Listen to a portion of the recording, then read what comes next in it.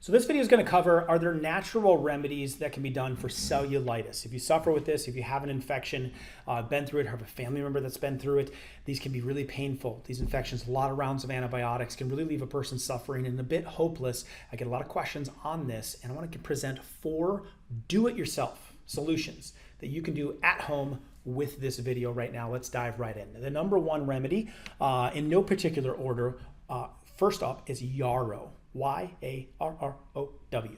This can be applied to the skin to support the body's natural healing process. It's a flower, can be grown in most areas of North America, dried and then turned into an oil or steeped and it turned into a liquid that can be put into the skin. I would recommend just purchasing Yarrow in an oil form and rubbing it on the skin or on the area that is dealing with cellulitis.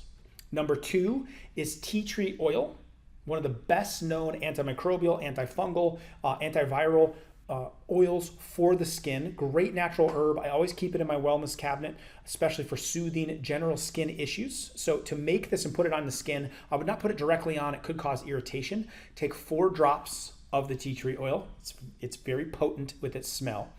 Add that to 1 teaspoon of coconut oil. You could use a macadamia nut or an olive oil if you wanted to. Coconut seems to be a great option to cut it with. So for every 1 teaspoon of coconut oil, 4 drops of tea tree, apply it to the area of skin, very antimicrobial.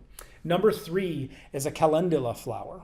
It's a natural herb that is great for topical application, and it's very useful for soothing skin irritation. You can buy it in loose leaf, calendula. The calendula flower, loose leaf, kind of like tea, okay? What you'll do is take a cup of water, boil it, add 1 tablespoon of the dried flowers to it, bring it to a boil, let it cool. Once it's cool, you can apply that liquid to the skin. Use a cloth, apply it to the skin, apply it to that area. And finally, number 4, silver serum. This is a serum that can be used very beneficially on the skin, even taken orally, especially for any kind of infections, sinus infections, ear infections. But for the skin, it's very antimicrobial, antiviral, antifungal. Silver serum is a colloidal silver that is suspended in the structure of water.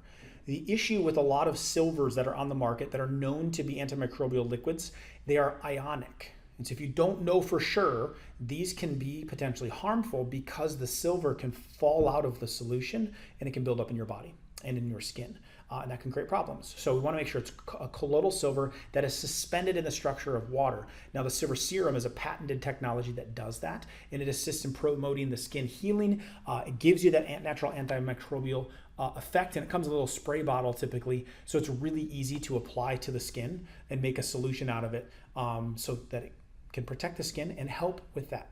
Those 4 remedies, really straightforward. There's some more resources below on a couple of these recipes, how to do it yourself, how to start attacking this. Don't forget the inside.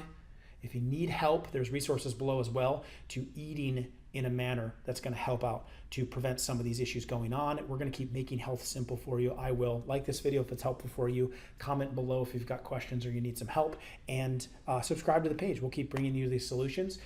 You're the solution. So check out these resources to keep learning more.